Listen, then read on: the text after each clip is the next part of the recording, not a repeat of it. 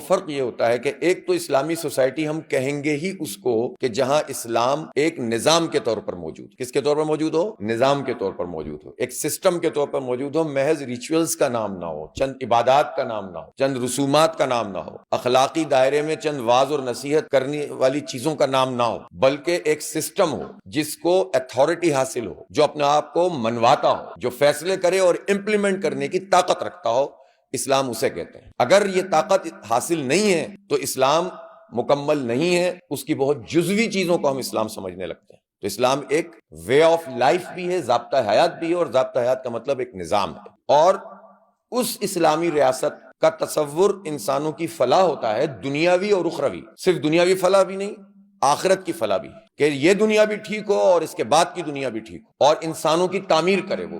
اس کے بعد آ جائیے کہ اس میں یہ دیکھا جائے گا کہ جو بنیادی ضروریات ہیں، جس میں سب سے بڑی چیز علم ہے، تعلیم۔ اسلامی فلاحی ریاست تعلیم کو سب کے لیے ایکسیسیبل بناتی ہے، اور ایکسیسیبل بھی بناتی ہے اور برابر کے مواقع فراہم کرتی ہے۔ اگر برابر کے مواقع نہیں ہیں، زیادہ پیسے والوں کے لیے زیادہ اچھا کورس، اس سے کم والوں کے لیے اس سے کم، اس سے کم والوں کے لیے اس سے کم، اور سرکار کے لیے بالکل فارغ، اگر یہ موجود ہے تو اس کا مطلب یہ ہے کہ یہ ناانصافی ہے۔ تو تعلیم سب کو ملے گی، برابر کی ملے گی، صحت کی سہولتیں دینا ریاست کی ذمہ داری ہوگی، اور امن فراہم کرنا ہے یہ بھی ریاست کی ذمہ داری ہوگی، اور عدل فراہم کرنا یہ بھی ریاست کی ذمہ داری۔ کیا چار چیزیں ہو گئیں؟ ایجوکیشن، ہیلتھ کی فیسلٹی، امن، لا اینڈ آرڈر، سب جو ہے وہ محفوظ محسوس ہوں، اور پھر عدل و انصاف ہو۔ اگر کوئی ظلم کرے، ایسا نہیں ہوگا کہ اسلامی ریاست میں شیطان چھٹی پہ چلا جائے گا، وہ تو رہے گا، وہ تو اپنا کام کرے گا، لیکن جب وہ کام کرے گا تو وہ اسٹیٹ جو اسلامک اسٹیٹ ہوگی،